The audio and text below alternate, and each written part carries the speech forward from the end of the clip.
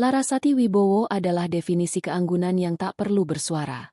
Di usianya yang menginjak awal 30-an, ia memancarkan aura ketenangan yang seringkali disalahartikan sebagai kepolosan. Rambutnya yang hitam legam, panjang tergerai, seringkali hanya diikat sederhana saat ia tak ingin diganggu. Matanya yang teduh menyimpan kecerdasan dan ketajaman yang jarang ia perlihatkan.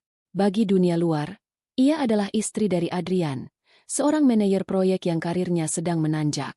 Namun kenyataan sesungguhnya tersimpan rapat di balik dinding rumah megah mereka dan dokumen legal perusahaan. Larasati adalah pendiri sekaligus pemilik tunggal dari Cipta Gria Persada, raksasa di bidang arsitektur dan konstruksi, tempat suaminya bekerja.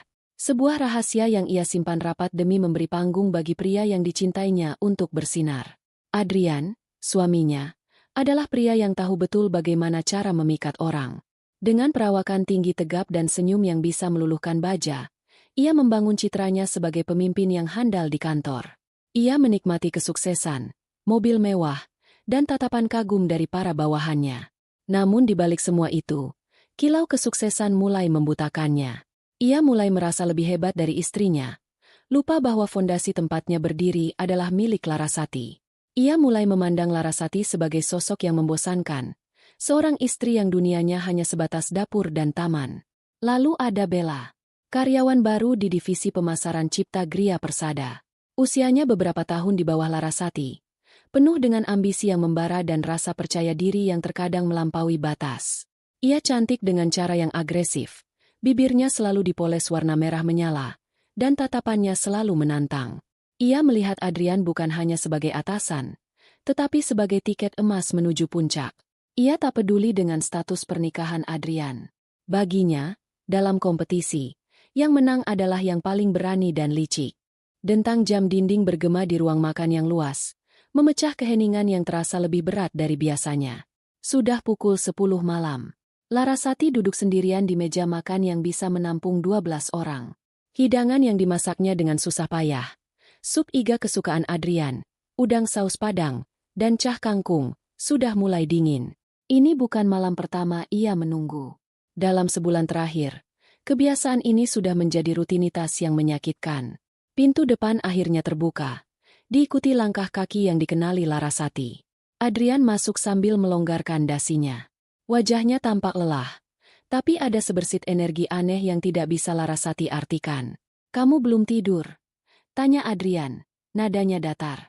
Ia meletakkan tas kerjanya di sofa dan menghampiri Larasati, mengecup keningnya sekilas. Sebuah kecupan yang terasa seperti formalitas, dingin dan tanpa perasaan. "Aku menunggumu. Aku memasak makanan kesukaanmu," jawab Larasati lembut, mencoba menyunggingkan senyum. Adrian melirik ke meja makan. "Aduh, sayang. Maaf sekali. Aku sudah makan di luar tadi. Ada rapat mendadak dengan klien dari Jepang. Tidak bisa ditolak." Alasan yang sama seperti Selasa minggu lalu. Larasati merasakan ngilu di hatinya, tapi ia menahannya. "Oh, begitu.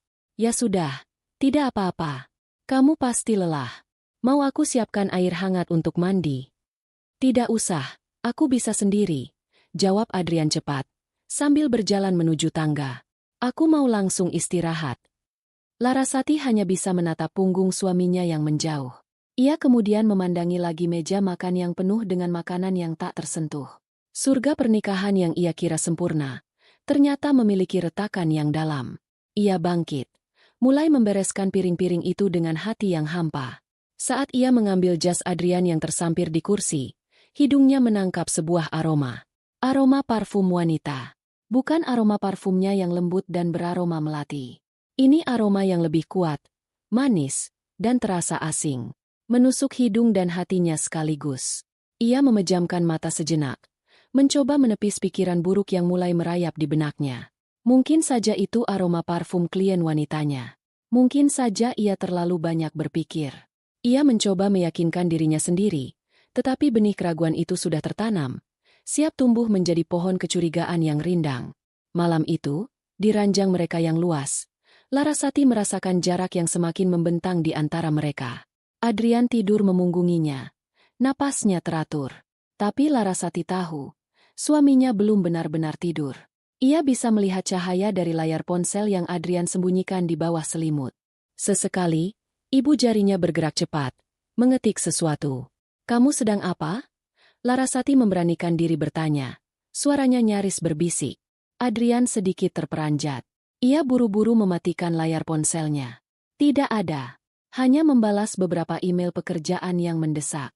"Sudah, tidurlah. Besok aku ada rapat pagi."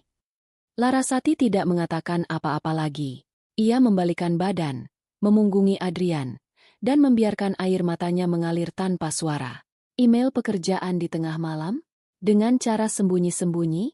Kebohongan itu begitu kentara, begitu menyakitkan.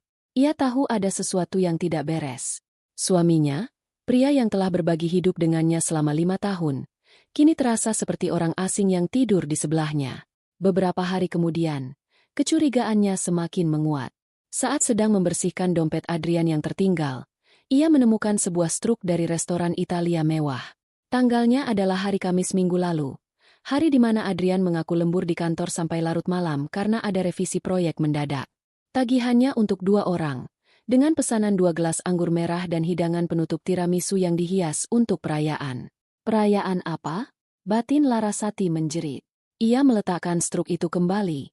Tangannya gemetar. Dadanya terasa sesak seolah ada batu besar yang menghimpitnya. Semua kepingan teka-teki mulai menyatu. Pulang malam, alasan rapat yang berulang, aroma parfum asing, ponsel yang dijaga ketat, dan sekarang struk makan malam romantis ini. Semuanya menunjuk pada satu kesimpulan yang mengerikan. Sebuah kata yang bahkan takut ia ucapkan. Perselingkuhan. Larasati duduk di tepi tempat tidur, memandangi foto pernikahan mereka yang terpajang di nakas. Senyum bahagia mereka di foto itu terasa seperti sebuah ejekan. Ia merasa bodoh. Selama ini ia terlalu percaya, terlalu sibuk mengurus rumah dan yayasan amalnya, sementara suaminya mungkin sedang membangun dunia lain di belakangnya. Ia telah memberikan segalanya untuk Adrian, bahkan sebuah perusahaan raksasa yang ia bangun dari nol, Cipta Gria Persada. Ia sengaja menempatkan Adrian di posisi tinggi dan memilih untuk tetap di belakang layar, agar suaminya merasa menjadi pemimpin. Ia ingin Adrian bersinar. Ia tak pernah menyangka, cahaya itu akan digunakan untuk menyilaukan wanita lain. Kemarahan mulai merayap, menggantikan rasa sakit. Ini bukan hanya tentang pengkhianatan cinta, tapi juga pengkhianatan kepercayaan yang paling dalam. Ia tidak akan tinggal diam. Ia tidak akan membiarkan wanita manapun dan suaminya sendiri menghancurkan apa yang telah ia bangun, termasuk harga dirinya. Ia harus mencari tahu kebenarannya. Ia harus melihatnya dengan mata kepalanya sendiri. Dan saat itu tiba, ia tidak akan menjadi Larasati yang lembut dan pemaaf lagi. Udara dingin dari pendingin ruangan di pantry lantai 15 gedung Cipta Gria Persada terasa kontras dengan suasana panas yang diciptakan oleh Bella. Dikelilingi oleh 2 rekan kerjanya, Maya dan Rini, Bella bersandar di meja dengan secangkir kopi di tangan, berbicara dengan suara yang sengaja dibuat cukup keras untuk didengar oleh siapa saja yang lewat. "Kalian tahu tidak? Semalam aku diajak makan malam di restoran Italia yang baru buka itu. Romantis sekali," ujar Bella, sambil mengibaskan rambutnya yang baru diwarnai coklat terang. Maya dan Rini saling berpandangan sekilas. Mereka sudah tahu arah pembicaraan ini. "Oh ya? Sama siapa, Bel?" tanya Rini, pura-pura tertarik. Bella tersenyum penuh kemenangan. "Sama siapa lagi? Tentu saja sama Pak Adrian. Dia bilang, dia butuh penyegaran setelah seharian stres dengan pekerjaan. Dan katanya, cuma aku yang bisa bikin dia rileks." Ia menekankan kata, "aku," dengan bangga. Bella menikmati setiap momen menjadi pusat perhatian. Sejak ia berhasil memikat hati Adrian, manajer proyek yang paling dihormati di perusahaan, dunianya seolah berputar mengelilinginya. Ia merasa tak tersentuh. "Wah, hebat kamu, Bel. Pak Adrian kan sudah punya istri," celetuk Maya, sedikit lebih berani dari Rini. Bella tertawa kecil. Suara tawanya terdengar meremehkan. "Istri? Oh, ayolah.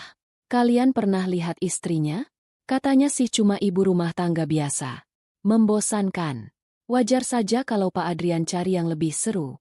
Sepertiku."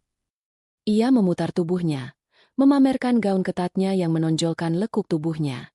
Ia tahu ia menarik, dan ia menggunakan itu sebagai senjata utamanya. Baginya, Status Adrian yang sudah menikah bukanlah halangan, melainkan tantangan. Merebut pria sukses dari wanita lain memberinya kepuasan tersendiri. Tapi apa kamu tidak takut ketahuan? Tanya Rini lagi, suaranya lebih pelan. Takut? Untuk apa? Adrian itu tergila-gila padaku. Dia bilang, cuma masalah waktu sampai dia menyelesaikan urusannya dengan istrinya itu. Sebentar lagi, posisi Nyonya Adrian itu akan jadi milikku. Dan kalau itu terjadi, kalian berdua akan aku jadikan manajer.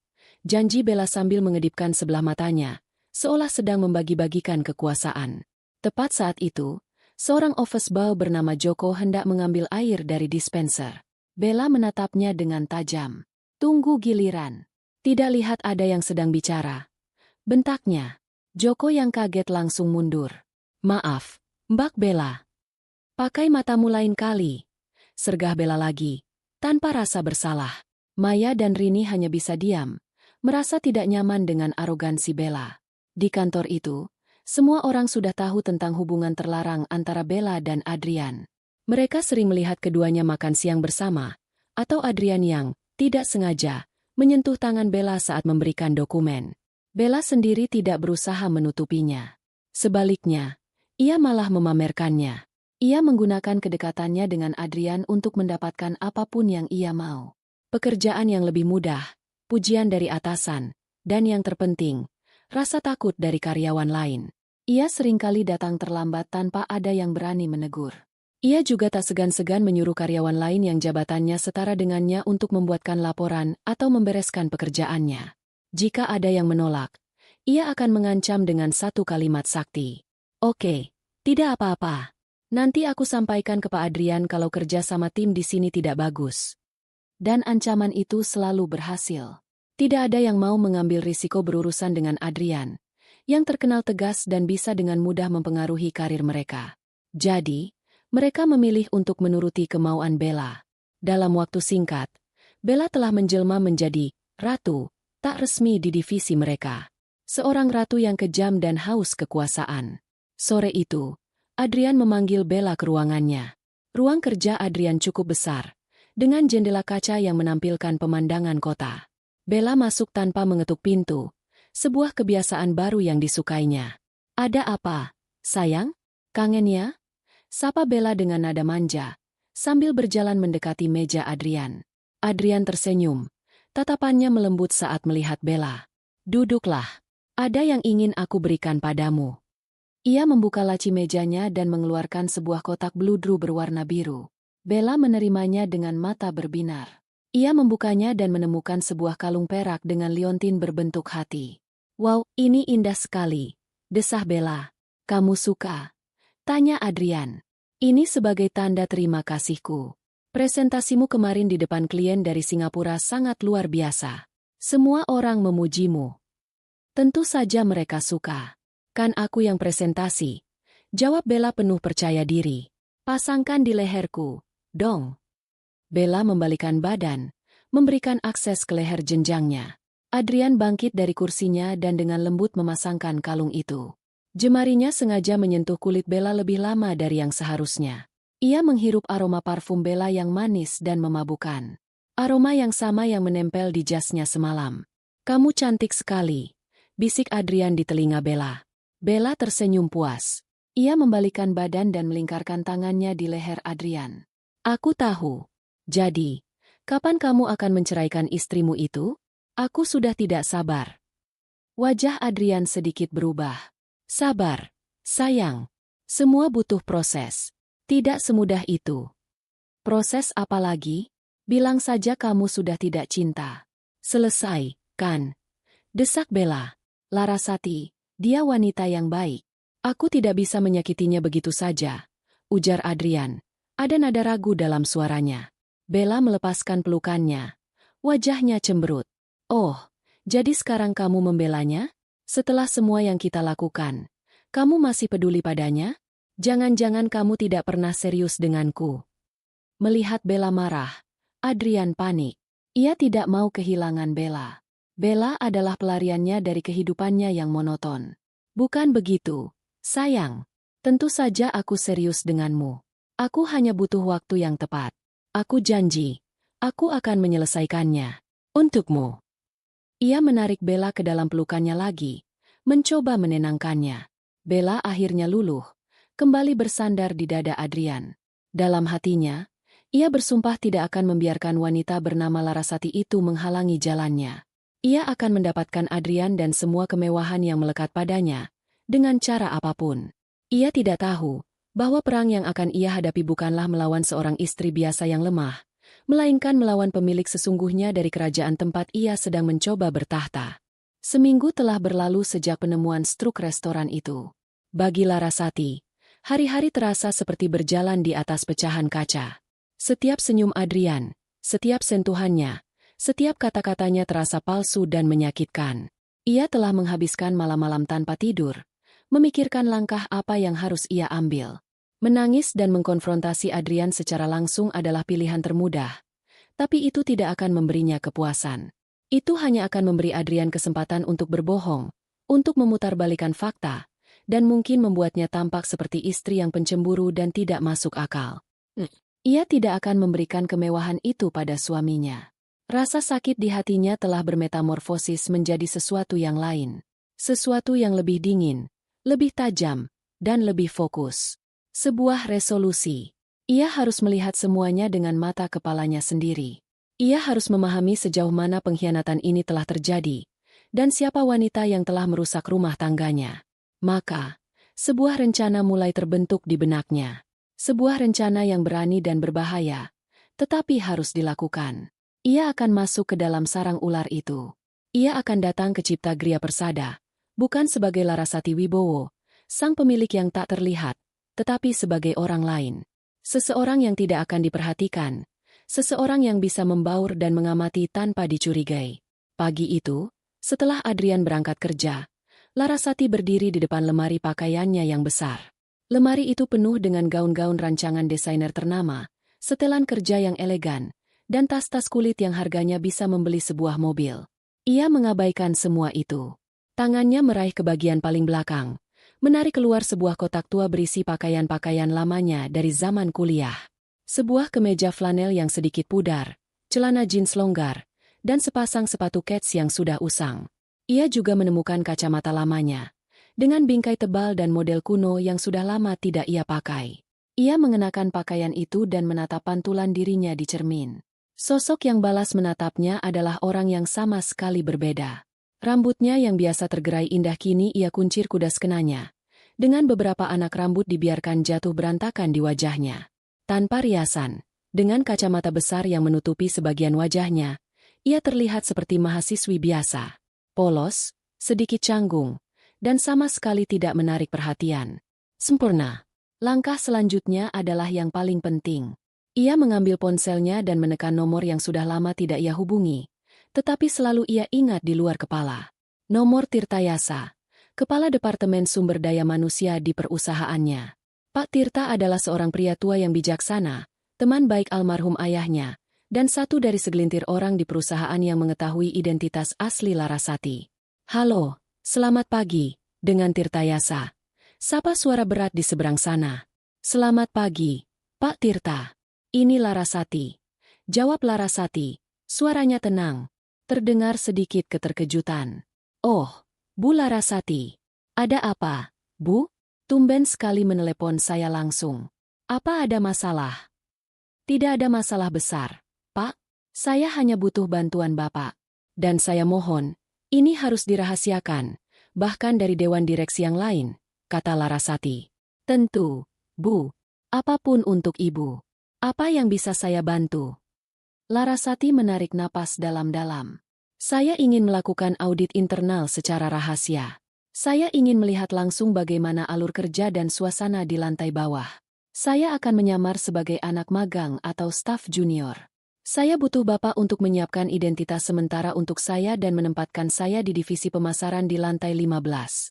Bisa, Pak. Pak Tirta terdiam sejenak, mencoba mencerna permintaan yang tidak biasa itu. Menyamar, Bu? Apa tidak berbahaya?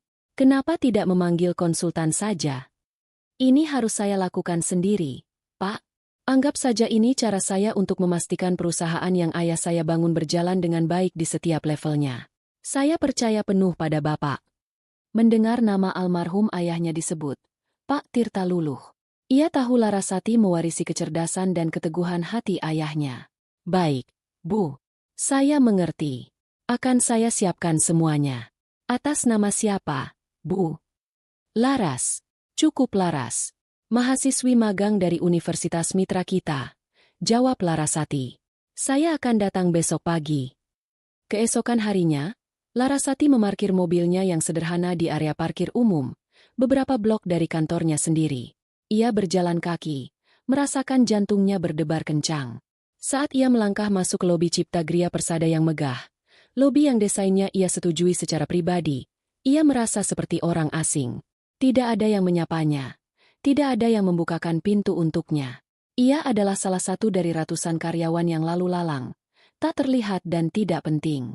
Ia langsung menuju ke lantai 20, ke ruangan Pak Tirta. Pria tua itu menyambutnya dengan tatapan cemas sekaligus kagum. Ia menyerahkan sebuah kartu identitas dengan nama, Laras, dan fotonya yang berpenampilan sederhana. Semua sudah saya siapkan, Bu. Anda akan melapor ke Kepala Divisi Pemasaran, Bu Diana. Tapi saya sudah bilang padanya kalau Anda akan lebih banyak membantu pekerjaan tim.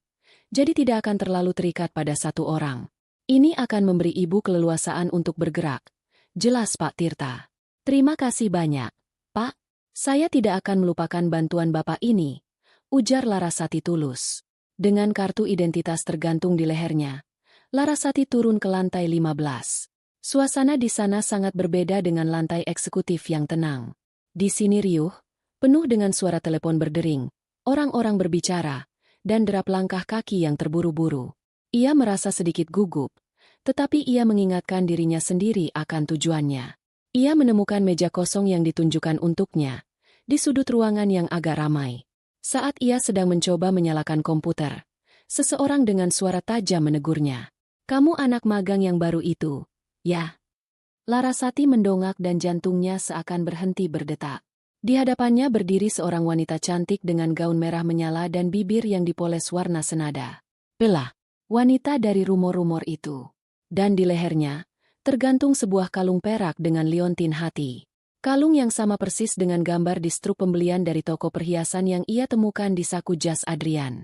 Rasa sakit yang tajam menghantamnya, tapi ia berhasil menahannya. Ia memasang ekspresi bingung dan sedikit takut. Iya, Mbak. Saya Laras. Bella menatapnya dari atas ke bawah dengan pandangan meremehkan. Oh, ya sudah. Jangan cuma diam saja. Kalau tidak ada kerjaan, buatkan aku kopi. Gulanya 2. Jangan terlalu panas. Pantry ada di ujung sana. Tanpa menunggu jawaban, Bella berbalik dan berjalan pergi. Pinggulnya bergoyang angkuh. Larasati terpaku di kursinya. Ini dia. Ini wanita itu. Pertemuan pertama mereka. Dan ia sudah diperlakukan seperti pesuruh. Larasati mengepalkan tangannya di bawah meja. Kukunya menancap di telapak tangannya. Permainan telah dimulai. Hari-hari berikutnya menjadi ujian kesabaran bagi Larasati.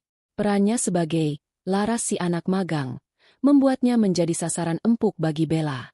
Setiap pagi, tugas pertamanya bukanlah membuka email atau mempelajari materi pemasaran, melainkan mengambilkan kopi untuk Bella, persis seperti yang diperintahkan di hari pertama. Laras, kopiku mana? Kamu mau aku tidak bisa kerja karena mengantuk?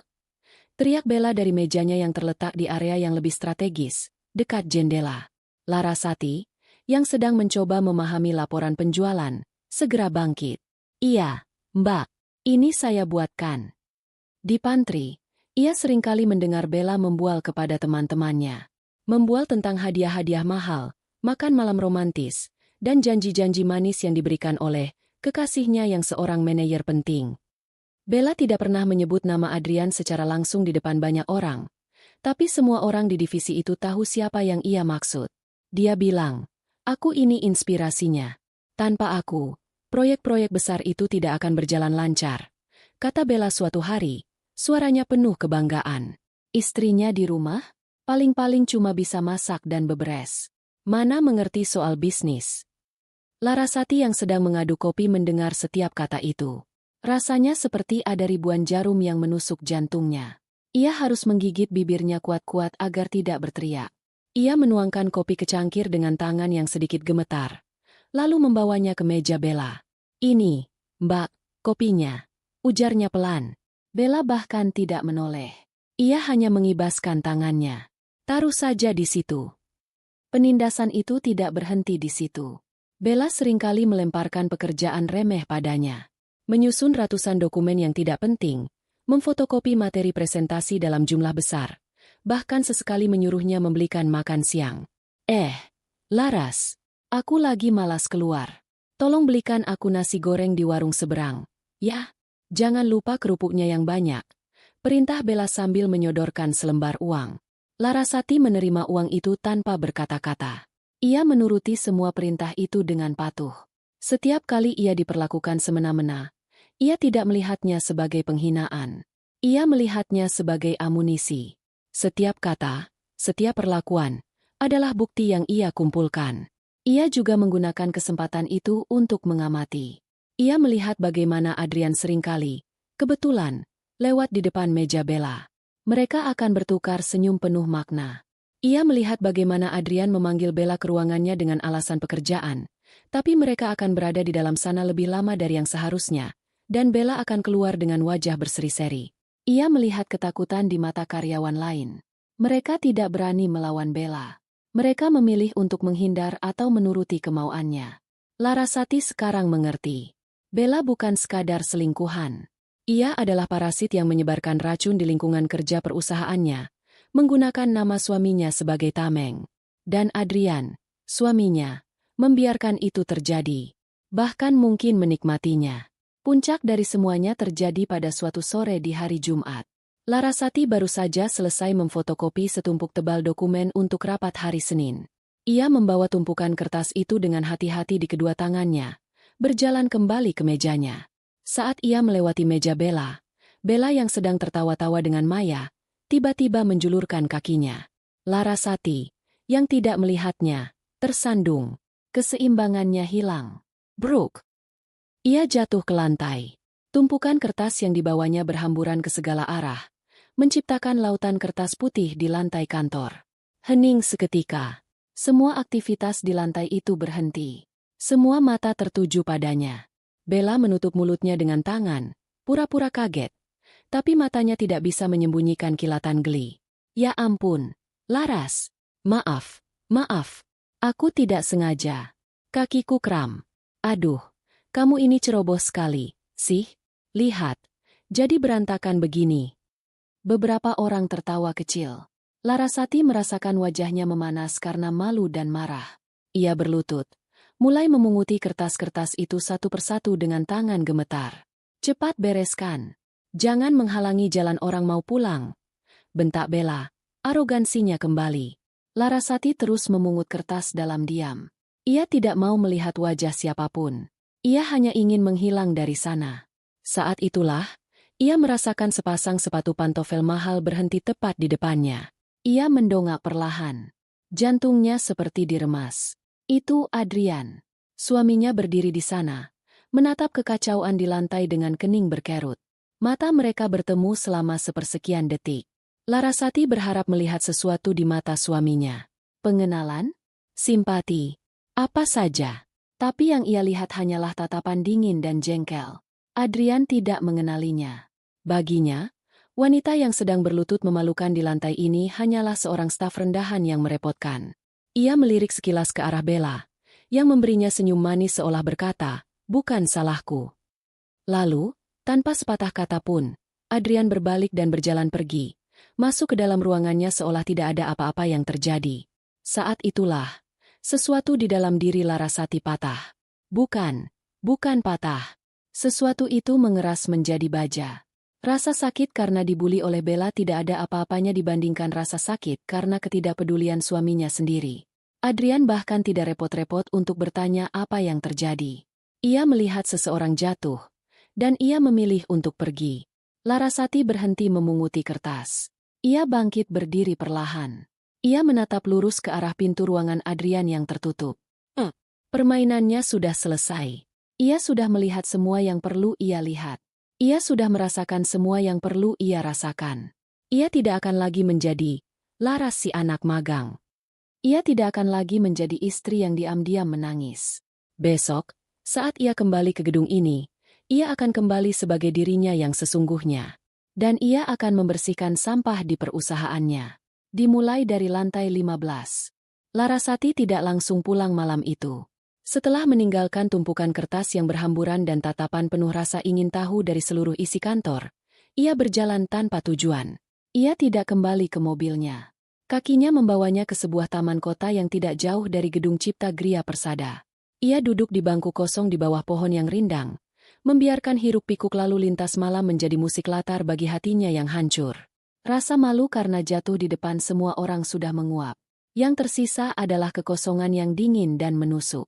Bukan karena perlakuan Bella, tetapi karena tatapan Adrian. Tatapan seorang asing. Suaminya telah melihatnya dalam posisi yang paling rentan dan memalukan. Dan ia memilih untuk tidak melakukan apa-apa. Ia memilih untuk berbalik dan pergi. Saat itu, Larasati sadar, pria yang ia nikahi 5 tahun lalu telah tiada. Yang ada hanyalah cangkang kosong yang diisi oleh ambisi dan kebohongan. Ia duduk di sana selama hampir 2 jam, membiarkan angin malam menerpa wajahnya. Ia tidak menangis. Air matanya terasa sudah kering. Yang ada hanyalah sebuah keputusan yang mengeras di dalam hatinya. Ia butuh satu bukti lagi. Satu bukti final yang tak terbantahkan. Yang bisa ia gunakan untuk menghancurkan mereka berdua tanpa sisa. Ia bangkit dari bangku taman. Langkahnya kini mantap dan penuh tujuan. Ia kembali ke gedung kantornya.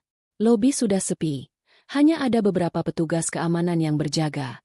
Ia menggunakan pintu samping yang jarang digunakan. Mengaksesnya dengan kartu miliknya. Bukan kartu, Laras si anak magang. Tapi kartu akses utama miliknya sebagai pemilik, sebuah kartu hitam tanpa nama yang memberinya akses ke setiap sudut gedung ini, kapanpun ia mau. Lift membawanya ke lantai 15 dalam keheningan. Lorong kantor yang tadi siang ramai kini terasa lengang dan sedikit menyeramkan. Lampu hanya menyala separuh, menciptakan bayang-bayang panjang. Ia berjalan melewati mejanya yang kini sudah rapi, mungkin dibereskan oleh petugas kebersihan, dan terus melangkah menuju satu tujuan, ruangan Adrian. Saat tangannya hendak menyentuh gagang pintu, ia berhenti. Ia mendengar suara dari dalam. Suara Adrian. Pria itu belum pulang. Dan ia tidak sendirian. Ada suara tawa wanita. Suara manja yang kini sangat Larasati kenali. Suara Bella. Larasati menempelkan telinganya ke pintu kayu yang tebal itu. Ia bisa mendengar percakapan mereka dengan jelas. Sepertinya Adrian sedang melakukan panggilan video. Iya, sayang, aku janji. Sabar sedikit lagi, ya. Terdengar suara Adrian, nadanya membujuk. Sedikit lagi itu kapan? Adrian? Aku sudah lelah sembunyi-sembunyi begini. Balas suara Bella dari pengeras suara ponsel, terdengar merajuk. Tadi itu memalukan sekali. Tahu, melihat anak magang ceroboh itu jatuh di depanmu. Kenapa kamu tidak memarahinya saja? Larasati menahan napas. Jadi mereka membicarakannya. Terdengar tawa kecil dari Adrian. Untuk apa? Tidak penting. Dia hanya staf rendahan. Biarkan saja. Aku lebih peduli padamu. Kamu tidak apa-apa, kan? Tidak ada yang mengganggumu lagi setelah itu. Setiap kata Adrian terasa seperti belati yang mengiris hati Larasati. Tidak penting. Staf rendahan. Aku tidak apa-apa. Aku hanya kesal. Dan aku juga kesal dengan istrimu itu. Kapan kamu akan menceraikannya? Desak Bella lagi. Larasati memejamkan mata, mempersiapkan diri untuk apapun yang akan ia dengar selanjutnya. Adrian menghela napas panjang. Suara kursinya berderit. Sepertinya ia bersandar. Kamu tahu kan, Bella, kamu itu segalanya untukku. Kamu itu seperti api, penuh semangat, menggairahkan. Bersamamu, aku merasa hidup. Sedangkan Larasati, dia itu seperti air. Tenang, datar, membosankan. Dia wanita yang baik, terlalu baik malah. Tapi aku tidak merasakan getaran apapun lagi saat bersamanya. Rasanya seperti pulang ke rumah yang indah tapi kosong. Hanger. Satu kata itu bahkan tidak cukup untuk menggambarkan perasaan Larasati. Mendengar suaminya sendiri melucuti harga dirinya, membandingkannya dengan wanita lain dengan cara yang begitu kejam, adalah puncak dari segala rasa sakit. Jadi, kalau kamu sudah tahu begitu, tunggu apa lagi? Tuntut Bella. Aku akan mengurusnya. Aku janji. Setelah proyek besar di Bali selesai, aku akan mendapatkan bonus yang sangat besar. Saat itu, aku akan punya cukup kekuatan untuk menghadapinya. Aku akan meninggalkan dia dan kita bisa memulai hidup baru. Kita akan menikah. Aku akan membelikanmu rumah yang lebih besar dari yang sekarang. Mobil apapun yang kamu mau. Aku janji. Sayang. Bujuk Adrian. Janji. Janji yang sama yang pernah Adrian ucapkan padanya di bawah sumpah pernikahan. Kini janji itu diobral murah untuk seorang wanita perusak. Larasati tidak sanggup mendengar lebih lama lagi. Ia mundur perlahan dari pintu. Langkahnya nyaris tak terdengar. Ia tidak lari. Ia berjalan dengan punggung tegak, keluar dari lorong itu, masuk ke dalam lift, dan turun ke lobi. Di dalam mobilnya, di tempat parkir yang gelap, barulah ia membiarkan dirinya hancur. Tapi bukan tangisan kepedihan yang keluar, melainkan tawa. Tawa yang kering, getir, dan penuh ironi. Ia menertawakan kebodohannya sendiri. Ia menertawakan Adrian yang merasa begitu hebat, tidak tahu bahwa semua yang ia miliki, posisinya, bonus besar yang ia harapkan, bahkan gedung tempat ia berselingkuh, adalah milik wanita yang baru saja ia sebut membosankan. Tawa itu perlahan mereda, digantikan oleh keheningan yang mematikan. Di dalam keheningan itu, sisa-sisa cinta terakhir untuk Adrian menguap, lenyap tak berbekas. Yang tertinggal hanyalah amarah yang dingin membeku. Ia sudah mendapatkan bukti terakhirnya. Bukan dari rekaman atau foto, tapi dari mulut suaminya sendiri. Dan itu lebih dari cukup. Sabtu pagi. Matahari bersinar cerah menembus jendela kamar tidur yang besar. Tapi sinarnya tidak mampu menghangatkan dingin yang menyelimuti hati Larasati. Ia bangun dari tidurnya, meskipun ia tidak yakin apakah ia benar-benar tidur semalam. Ia merasa seperti baru saja keluar dari sebuah pertempuran panjang. Ia menatap sisi kosong di sebelahnya. Adrian tidak pulang semalam. Pria itu mengirim pesan singkat sekitar pukul 3 pagi, mengatakan harus menginap di apartemen kantor karena pekerjaan mendesak. Sebuah kebohongan yang kini terasa begitu transparan. Larasati hanya membacanya tanpa membalas. Ia bangkit dari tempat tidur. Ia berjalan ke kamar mandi dan menatap pantulan dirinya di cermin. Matanya tidak bengkak karena menangis. Sebaliknya, matanya terlihat sangat jernih, tajam, dan dingin. Tidak ada lagi jejak kesedihan atau keraguan. Sosok yang balas menatapnya bukanlah Larasati sang istri yang tersakiti. Sosok itu adalah seorang ratu yang kerajaannya telah diusik, dan kini siap untuk berperang. Transformasinya dimulai pagi itu. Ia membuka lemari pakaiannya dan mendorong semua gaun rumah yang sederhana ke samping. Tangannya memilih sebuah gaun sutra berwarna zamrud yang tegas, dipadukan dengan blazer hitam yang terstruktur. Pakaian yang biasa ia kenakan saat bertemu dengan investor asing. Setelah mandi, ia tidak mengikat rambutnya seperti biasa. Ia membiarkannya tergerai, lalu menatanya dengan rapi. Ia duduk di depan meja riasnya dan untuk pertama kalinya setelah sekian lama, ia merias wajahnya dengan saksama. Bukan untuk terlihat cantik, tapi untuk terlihat berkuasa. Alas bedak yang sempurna, alis yang terbentuk tegas, eyeliner yang tajam, dan terakhir, lipstik berwarna merah marun yang berani. Saat ia selesai, ia nyaris tidak mengenali dirinya sendiri. Wanita di cermin itu memancarkan aura kekuatan dan kepercayaan diri yang tak terbantahkan. Ia tersenyum tipis. Ini adalah dirinya yang sesungguhnya. Larasati Wibowo. Langkah pertamanya adalah menelepon Pak Tirta. "Selamat pagi, Pak. Ini Larasati." Sapanya, suaranya terdengar berbeda dari kemarin. Lebih tegas dan berwibawa. "Pagi, Bu. Bagaimana keadaan Ibu? Saya dengar ada insiden kecil kemarin." Suara Pak Tirta terdengar khawatir. "Saya baik-baik saja, Pak. Lebih baik dari sebelumnya," potong Larasati. "Saya punya tugas baru untuk Bapak. Tolong atur rapat Dewan Direksi Darurat hari Senin pagi, pukul 10. Pastikan semua hadir. Kecuali satu orang. Jangan undang Adrian." "Tidak mengundang Pak Adrian, Bu?" Pak Tirta terdengar kaget. "Betul. Dan satu lagi, Pak. Tolong siapkan semua dokumen yang diperlukan untuk pemutusan hubungan kerja. Untuk 2 orang. Atas nama Adrian dan Bella dari Divisi Pemasaran. Siapkan pesangon sesuai aturan tertinggi perusahaan. Saya ingin semuanya siap di meja rapat pada hari Senin." Terjadi keheningan panjang di seberang sana. Pak Tirta akhirnya menjawab dengan suara pelan. Baik, Bu. Akan saya laksanakan. Terima kasih, Pak. Setelah itu, ia menelepon pengacara pribadinya, memintanya untuk mulai menyusun surat gugatan cerai. Ia memberikan semua detail yang diperlukan, tanpa emosi, seolah sedang mendiktekan laporan bisnis. Sisa akhir pekan itu ia habiskan untuk mempersiapkan diri. Ia membaca ulang semua laporan kinerja perusahaan, mempelajari setiap detail proyek yang sedang berjalan, termasuk proyek besar di Bali yang dibanggakan Adrian. Ia menemukan beberapa kejanggalan dalam anggaran proyek itu, angka-angka yang digelembungkan, yang entah bagaimana bisa lolos dari pengawasan. Kemarahannya semakin menjadi-jadi. Adrian tidak hanya mengkhianatinya sebagai seorang suami, tapi juga sebagai seorang karyawan. Ia telah mencuri dari perusahaannya sendiri. Minggu malam, Adrian akhirnya pulang. Ia masuk rumah dengan wajah lelah, membawa sebuket bunga lili putih, bunga kesukaan Larasati. Sebuah upaya penebusan dosa yang menyedihkan. Sayang, maafkan aku baru pulang. Pekerjaan benar-benar gila, katanya, mencoba memeluk Larasati. Larasati menghindar dengan halus. Ia menerima bunga itu tanpa senyum. Taruh saja di vas. Adrian merasakan perubahan itu. Ia melihat penampilan Larasati yang berbeda, riasan wajahnya, dan tatapan matanya yang dingin. Kamu terlihat berbeda. Ada acara? Tidak ada. Aku hanya ingin merawat diri sendiri, jawab Larasati singkat, sambil berjalan ke dapur. Adrian mengikutinya.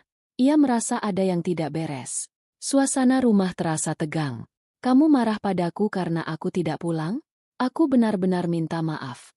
Sebagai gantinya, akhir pekan depan kita liburan, ya? Kemanapun kamu mau. Larasati berhenti menuang air putih dan menatap suaminya. Ia menatap wajah pria yang telah berbohong padanya, yang telah menghinanya di belakang punggungnya. Ia ingin sekali menumpahkan semua amarahnya saat itu juga. Tapi ia menahannya. Pembalasannya akan jauh lebih memuaskan jika dilakukan di panggung yang lebih besar. Aku lelah, Adrian. Aku mau tidur, katanya dingin. Lalu berjalan melewati Adrian begitu saja, meninggalkan pria itu dalam kebingungan. Malam itu, mereka tidur di ranjang yang sama, tetapi terasa seperti berada di benua yang berbeda. Adrian mencoba menyentuhnya, tapi Larasati menepis tangannya dengan pelan. Adrian akhirnya menyerah dan tidur memunggunginya. Mungkin berpikir istrinya hanya sedang dalam suasana hati yang buruk. Larasati tidak tidur. Ia berbaring dengan mata terbuka lebar, menatap langit-langit kamarnya. Ia mendengarkan napas teratur pria di sebelahnya. Tidak ada lagi rasa sakit. Tidak ada lagi cinta. Yang ada hanyalah ketenangan yang menakutkan. Ketenangan sebelum badai datang. Besok adalah hari perhitungan. Senin pagi datang dengan suasana yang berbeda bagi setiap tokoh dalam drama ini. Adrian bangun dengan perasaan gelisah. Sikap Larasati yang dingin dan penampilannya yang berubah drastis membuatnya tidak nyaman. Tetapi egonya menolak untuk mengakui bahwa ada masalah serius. Ia menganggapnya hanya sebagai suasana hati buruk seorang istri yang merasa diabaikan. Ia berangkat kerja seperti biasa, dengan setelan mahal dan senyum percaya diri yang ia pasang seperti topeng, menutupi kebingungannya. Baginya, hari ini adalah hari biasa untuk bekerja dan mungkin, jika ada waktu, merayu Bella untuk meredakan amarahnya yang tertunda.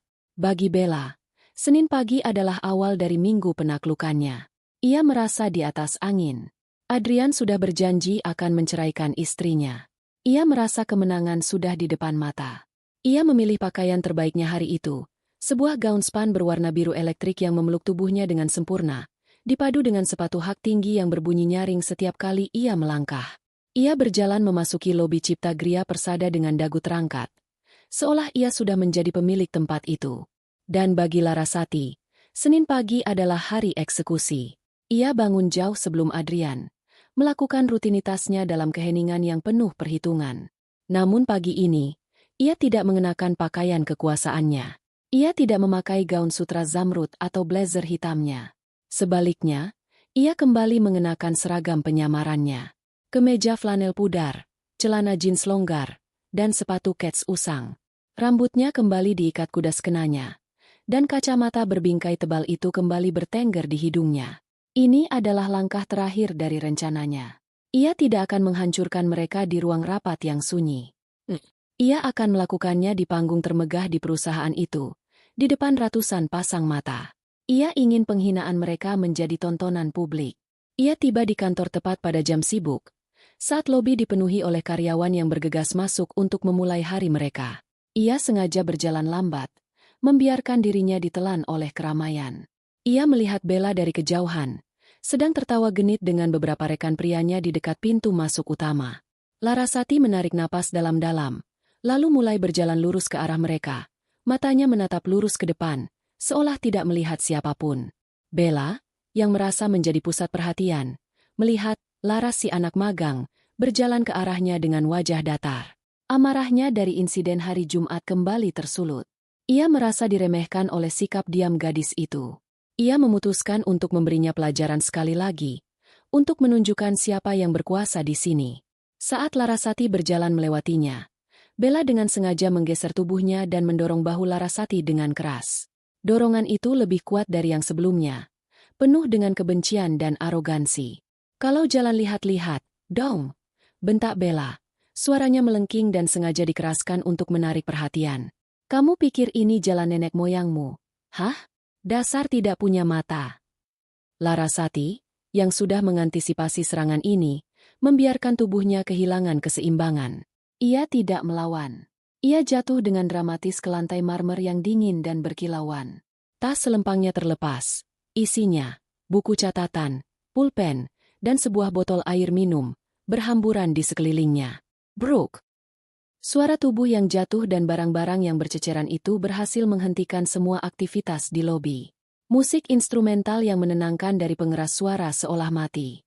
Semua percakapan terhenti. Ratusan pasang mata kini tertuju pada pemandangan di tengah lobi. Bella yang berdiri dengan angkuh, dan Larasati yang terkapar di lantai. Bella tersenyum puas. Ia merasa telah berhasil mempermalukan gadis itu di depan semua orang. Makanya, kalau kerja itu yang benar, jalan saja tidak bisa. Bagaimana mau kerja? Dasar tidak becus. Tambahnya lagi, menikmati perannya sebagai sang penindas. Tepat pada saat itu, pintu kaca lift eksekutif yang berada di sisi lain lobi terbuka dengan denting lembut.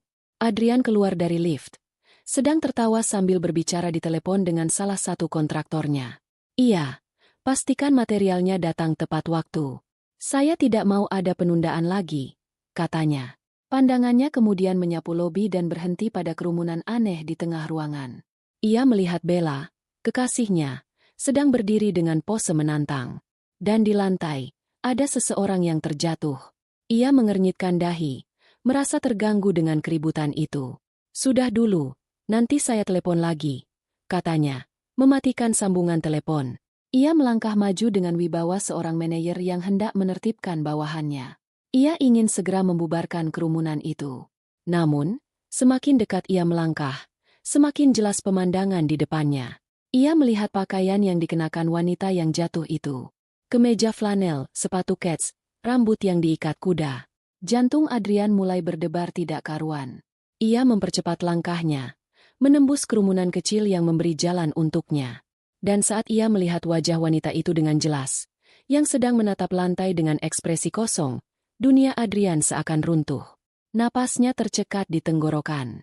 Itu Larasati, istrinya. Waktu seolah berhenti bagi Adrian. Otaknya mencoba memproses informasi yang mustahil. Larasati, istrinya. Di sini, di lobi kantor, terjatuh di lantai dengan pakaian yang tidak pernah ia lihat seumur hidupnya. Kenapa? Bagaimana? Apa yang terjadi? Semua pikiran tentang wibawa, tentang citra, tentang keributan di lobi, lenyap seketika. Instingnya sebagai seorang suami mengambil alih. Kepanikan yang murni dan tak tersaring menjalari seluruh tubuhnya. Ia lupa pada ratusan mata yang memandang. Ia lupa pada Bella yang berdiri di dekatnya. Ia hanya melihat istrinya yang tergeletak tak berdaya. "Laras!" serunya. Suaranya terdengar pecah dan penuh kepanikan. Ia berlari dan langsung berlutut di samping istrinya, tanpa mempedulikan celana mahalnya yang kini menyentuh lantai marmer. "Sayang, kamu ngapain di sini? Kamu tidak apa-apa." Tangannya terulur, mencoba membantu Larasati untuk duduk. Kata, "Sayang," itu keluar begitu saja. Sebuah panggilan mesra yang biasa ia gunakan di rumah, kini terdengar begitu nyaring di tengah keheningan lobi. Jika dunia Adrian runtuh, maka dunia Bella hancur berkeping-keping. Kata, sayang, itu menghantamnya seperti sambaran petir. Matanya membelalak tak percaya. Otaknya berputar, mencoba memahami. Mas Adrian? Memanggil perempuan rendahan ini dengan sebutan sayang? Kecemburuan, kebingungan, dan amarah meledak bersamaan di dalam dadanya. Mas Adrian, pekik Bella. Suaranya tajam dan penuh rasa tidak percaya. Ia melangkah maju, menatap Adrian dan Larasati bergantian. Kamu kenal sama dia? Ngapain kamu nolongin orang ceroboh kayak gini? Dia itu cuma anak magang yang tidak becus. Dia yang salah. Adrian mendongak menatap Bella. Matanya menyiratkan kebingungan dan kemarahan. Tutup mulutmu, Bella, bentaknya. Sebuah reaksi spontan yang mengejutkan semua orang, termasuk Bella sendiri. Kerumunan penonton kini berdengung seperti sarang lebah. Drama ini jauh lebih menarik dari sinetron manapun. Manajer proyek terhormat, kekasih gelapnya yang arogan, dan seorang wanita misterius yang dipanggil sayang.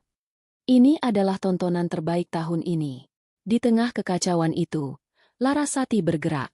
Dengan gerakan yang pelan dan penuh kendali, ia menepis tangan Adrian yang masih mencoba memegang lengannya.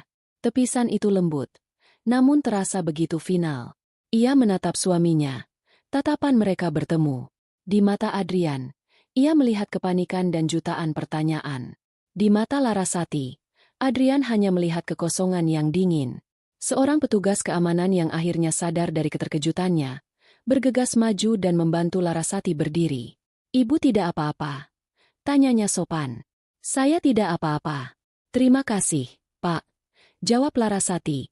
Suaranya tenang luar biasa. Ia berdiri tegak, merapikan kemejanya yang sedikit kusut. Ia mengabaikan Adrian yang masih berlutut di lantai seperti orang bodoh, dan Bella yang menatapnya dengan tatapan membunuh. Ia membiarkan keheningan menyelimuti lobi sekali lagi, membangun ketegangan hingga ke puncaknya. Kemudian, ia menoleh, menatap lurus ke mata Bella. Sebuah senyum tipis, nyaris tak terlihat, tersungging di bibirnya. Senyum itu tidak mengandung kehangatan, hanya ironi yang beku. Anak magang? Orang rendahan? Mungkin, Larasati memulai. Suaranya jernih dan tenang, namun setiap katanya bergema di seluruh ruangan yang sunyi itu. Tapi sepertinya, ada beberapa hal yang perlu kamu ketahui, Bella. Ia berhenti sejenak. Matanya menyapu kerumunan, lalu kembali ke wajah Bella yang mulai pucat. Perkenalkan, nama saya Larasati Wibowo. Ia menjeda lagi, membiarkan nama itu meresap. Adrian, yang sudah berhasil berdiri, hanya bisa menatap nanar. Pertama, lanjut Larasati, mengangkat satu jarinya. Saya adalah istri sah dari pria yang kamu panggil, Mas, ini. Ia melirik sekilas ke arah Adrian, yang kini wajahnya sudah seputih kertas. Terdengar napas tertahan dari segala penjuru. Bisik-bisik heboh mulai terdengar. Wajah Bella berubah dari pucat menjadi hijau karena syok. Mulutnya sedikit terbuka, tapi tidak ada suara yang keluar. Larasati mengangkat jari keduanya. Dan yang kedua, suaranya kini sedikit lebih keras, lebih tegas, penuh dengan kekuatan yang selama ini ia sembunyikan. Saya adalah pendiri, pemilik, dan Chief Executive Officer dari Cipta Gria Persada. Ia mengayunkan tangannya ke sekeliling lobi yang megah itu. Perusahaan tempat kamu bekerja, gedung tempat kamu berdiri sekarang ini, adalah milik saya. Bom terakhir itu meledak dengan kekuatan penuh. Keheningan total menyusul selama 3 detik, sebelum akhirnya pecah menjadi gumaman dan pekikan kaget dari para karyawan. Mereka menatap Larasati dengan tatapan baru, penuh kekaguman dan rasa tidak percaya. Mereka menatap Bella dengan tatapan penuh cemooh. Dan mereka menatap Adrian dengan tatapan penuh kasihan sekaligus jijik. Lutut Bella terasa lemas. Kekuatan yang selama ini menopang keangkuhannya lenyap seketika. Ia menatap Larasati, lalu Adrian, lalu kembali ke Larasati. Otaknya tidak mampu lagi berfungsi. Adrian hanya bisa berdiri mematung, mulutnya ternganga, menatap istrinya seolah ia adalah hantu. Wanita yang ia sebut tenang, datar, membosankan, itu kini berdiri di hadapannya sebagai raksasa, siap untuk menginjak-injak dunianya hingga hancur lebur. Topeng mereka berdua telah terkoyak. Dan di balik topeng itu, yang tersisa hanyalah kepanikan, rasa malu, dan ketakutan akan apa yang akan terjadi selanjutnya. Pernyataan terakhir Larasati menggantung di udara lobi yang hening, lebih berat dari baja, lebih tajam dari bilah pedang. Gedung tempat kamu berdiri sekarang ini adalah milik saya. Untuk sesaat, tidak ada yang bergerak, tidak ada yang bernapas. Kerumunan karyawan yang tadinya berbisik kini membeku, menjadi patung-patung saksi bisu dari sebuah drama kolosal. Mereka semua menatap Larasati, wanita berpenampilan sederhana yang baru saja mengklaim kepemilikan atas dunia mereka, dan tidak ada seorang pun yang meragukannya. Aura kekuasaan yang terpancar darinya begitu nyata, begitu absolut. Bella adalah yang pertama pecah. Wajahnya yang pucat kini berubah menjadi merah padam karena campuran rasa malu dan amarah yang tak berdaya. Realitas menghantamnya seperti kereta barang. Semua kebanggaannya, semua arogansinya, semua mimpi indahnya tentang menjadi Nyonya Adrian, hancur berkeping-keping dalam hitungan detik. Ia telah menghina dan menindas pemilik perusahaan. Ia telah mendorong seorang ratu di kerajaannya sendiri. Tidak mungkin. Desis Bella, lebih kepada dirinya sendiri. Ia menggelengkan kepalanya dengan panik, matanya liar mencari-cari kebohongan di wajah Larasati, tetapi tidak menemukan apapun. Kamu bohong. Kamu pasti bohong. Di sampingnya, Adrian akhirnya tersadar dari kelumpuhannya. Kepanikan yang luar biasa menjalari dirinya, mengalahkan rasa malunya. Ia harus memperbaiki ini. Ia harus melakukan sesuatu. Ia melangkah maju, tangannya terulur memohon ke arah Larasati. Laras sayang dengarkan aku dulu, katanya, suaranya bergetar. Ini semua salah paham. Aku bisa jelaskan. Bella, dia tidak tahu apa-apa. Ini salahku. Semua salahku. Tolong, jangan begini. Kita bisa bicarakan ini di rumah, ya? Ia mencoba meraih tangan Larasati, mencoba menggunakan keintiman pernikahan mereka sebagai perisai terakhir. Larasati menatap tangan itu, lalu menatap wajah suaminya. Tatapannya sedingin es. Di rumah? Ia mengulang kata itu dengan nada mengejek yang halus. Rumah yang mana? Adrian? Rumah yang kamu tinggalkan setiap malam untuk bersama wanita ini? Rumah yang kamu sebut indah tapi kosong. Adrian tersentak mundur seolah baru saja ditampar. Bagaimana Larasati tahu? Larasati tidak memberinya waktu untuk berpikir. Ia mengalihkan pandangannya dari Adrian, kini menatap lurus ke arah kepala petugas keamanan yang sejak tadi berdiri kaku di dekatnya. Pak, panggilnya. Suaranya kembali tenang dan penuh perintah. Nama Anda siapa? Kepala keamanan itu sedikit terkejut. Herman, Bu. Nama saya Herman. Baik, Pak Herman, kata Larasati. Saya ingin Anda melakukan dua hal untuk saya. Ia mengabaikan Adrian yang terus memanggil namanya dengan putus asa dan Bella yang mulai terisak pelan. Semua perhatiannya kini terfokus pada pelaksanaan perintahnya. Pertama, tolong panggilkan dua orang petugas lagi. Saya ingin Bapak dan tim Bapak mengantar wanita ini. Ia menunjuk Bella dengan dagunya, tanpa sedikit pun menoleh. Keluar dari gedung saya. Pastikan dia membawa semua barang pribadinya dari mejanya di lantai 15. Setelah itu, kartu aksesnya dinonaktifkan secara permanen. Dia tidak diizinkan menginjakan kaki di properti saya lagi. Mengerti? Bella menjerit. Tidak. Kamu tidak bisa melakukan ini padaku. Adrian, lakukan sesuatu. Mas Adrian. Adrian menatap Larasati dengan ngeri. Laras, tolong jangan. Dia hanya hilaf. Jangan hancurkan hidupnya. Larasati menatap suaminya dengan tatapan paling dingin yang pernah Adrian lihat. Menghancurkan hidupnya? Bukankah itu yang coba kalian berdua lakukan pada hidupku? Ia kembali menatap Pak Herman, yang masih menunggu perintah selanjutnya. Dan yang kedua, Pak Herman, setelah urusan dengan wanita itu selesai, tolong lakukan hal yang sama pada pria ini. Ia kini menunjuk Adrian. Antar dia ke ruangannya. Biarkan dia mengambil barang-barang pribadinya yang penting. Lalu, antar dia keluar dari gedung ini. Kartu aksesnya juga dinonaktifkan. Dia bukan lagi karyawan Cipta Gria Persada terhitung detik ini.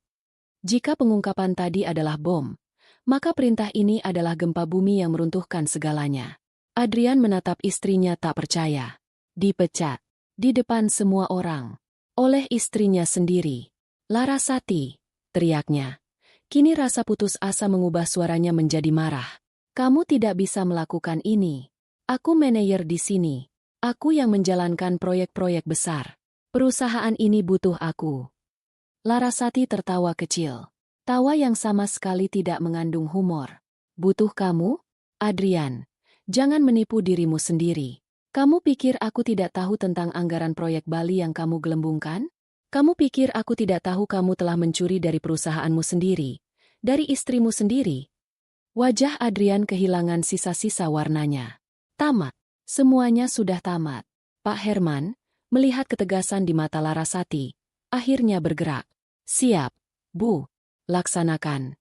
Ia memberi isyarat kepada dua petugas lain yang segera datang. Mereka mendekati Bella terlebih dahulu. Wanita yang tadinya begitu angkuh itu kini menangis histeris. Jangan sentuh aku. Lepaskan. Mas Adrian, tolong aku. Tapi Adrian tidak bisa menolong siapapun. Ia sendiri sedang tenggelam. Petugas keamanan memegang lengan Bella dengan sopan namun tegas. Mulai menggiringnya menuju lift. Ratusan karyawan yang menonton hanya bisa memberi jalan. Tatapan mereka bercampur antara kasihan dan puas. Penghinaan itu begitu total, begitu sempurna. Bella terus meronta dan berteriak, menyebut nama Adrian berulang kali, sampai pintu lift tertutup dan suaranya menghilang. Kini, hanya tinggal Adrian yang berdiri di tengah lobi, menjadi pusat perhatian. Ia menatap Larasati dengan tatapan yang campur aduk. Ada kemarahan, penyesalan, tapi yang paling dominan adalah rasa tidak percaya.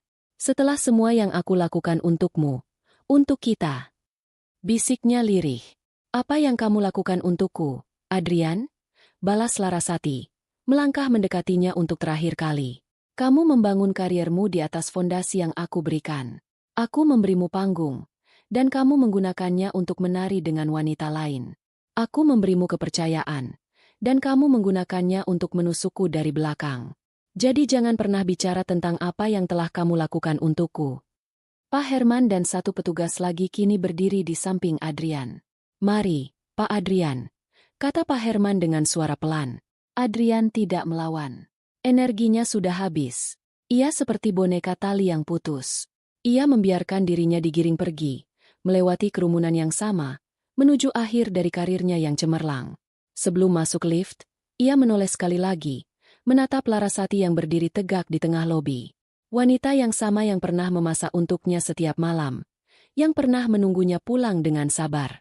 Kini wanita itu menatapnya tanpa emosi, seolah ia hanyalah orang asing. Saat pintu lift kedua tertutup, lobi kembali hening. Drama telah berakhir. Larasati berdiri sendirian di tengah ruangan, dikelilingi oleh karyawannya. Ia menarik napas panjang, lalu menatap mereka semua. Selamat pagi, sapanya. Seolah tidak ada apa-apa yang terjadi. Mohon maaf atas gangguan ini. Sekarang, mari kita semua kembali bekerja. Ia berbalik dan berjalan menuju lift eksekutif dengan punggung tegak. Saat pintu lift tertutup, kerumunan itu akhirnya bubar, berdengung dengan berita terpanas yang pernah ada di sejarah perusahaan. Hari itu, mereka semua belajar satu hal, jangan pernah meremehkan seorang wanita yang tenang.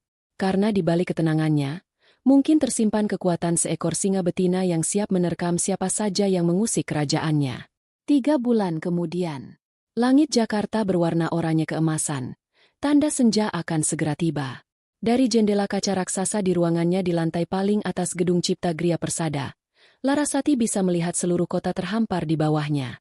Lampu-lampu mulai menyala satu persatu, seperti bintang-bintang buatan manusia. Ia tidak lagi mengenakan kemeja flanel atau gaun rumah yang sederhana.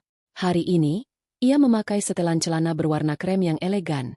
Rambutnya ditata rapi membentuk sanggul modern di tengkuknya. Di hadapannya, di atas meja mahoni yang besar dan berkilauan, tergeletak setumpuk dokumen.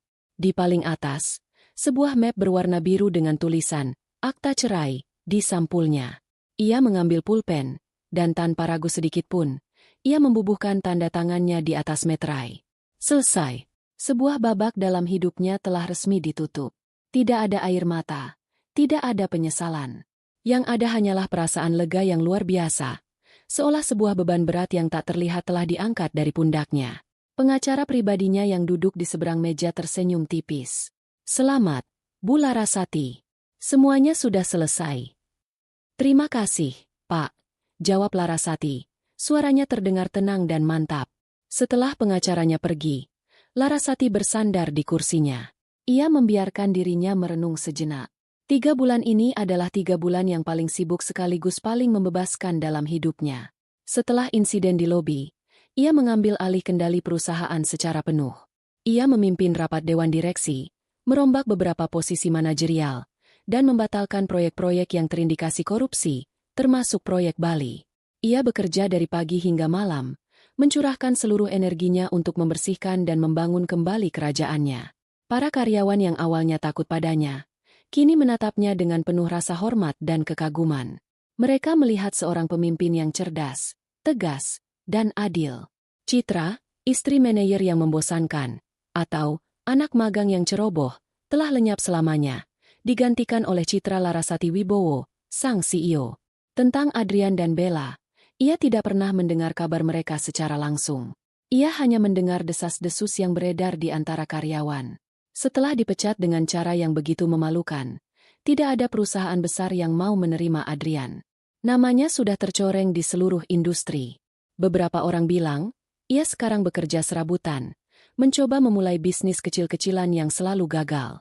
Rumah mewah dan mobil sport mereka telah disita, karena semuanya adalah aset perusahaan. Bella bernasib lebih buruk.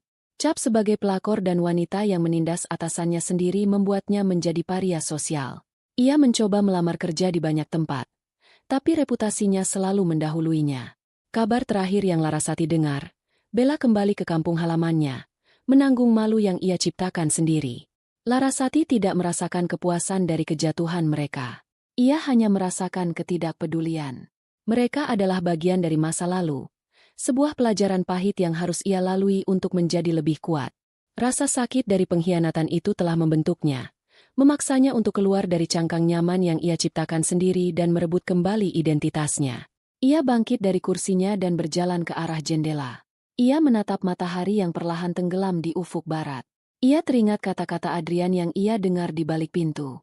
Dia itu seperti air. Tenang, datar, membosankan. Larasati tersenyum. Adrian benar. Ia memang seperti air. Tapi Adrian lupa. Air yang tenang bisa menjadi gelombang tsunami yang dahsyat jika diganggu. Air bisa mengikis batu yang paling keras sekalipun. Dan air selalu menemukan jalannya sendiri untuk mengalir. Ponsel di mejanya berdering, membuyarkan lamunannya. Itu asisten pribadinya. Bu, Dewan Direksi dari Jepang sudah tiba di lobi. Baik, suruh mereka menunggu di ruang rapat. Saya akan segera ke sana, jawab Larasati. Ia merapikan blazernya, menatap pantulan dirinya sekali lagi di kaca jendela. Wanita yang balas menatapnya adalah wanita yang utuh. Seorang pemimpin, seorang penyintas, seorang ratu yang telah merebut kembali tahtanya. Ia berbalik dari jendela, meninggalkan senja yang meredup di belakangnya. Ia berjalan keluar dari ruangannya dengan langkah mantap, menuju masa depan yang ia ciptakan sendiri. Fajar yang baru telah menantinya. Dan kali ini, ia akan menyambutnya sendirian, dengan kepala tegak dan hati yang bebas.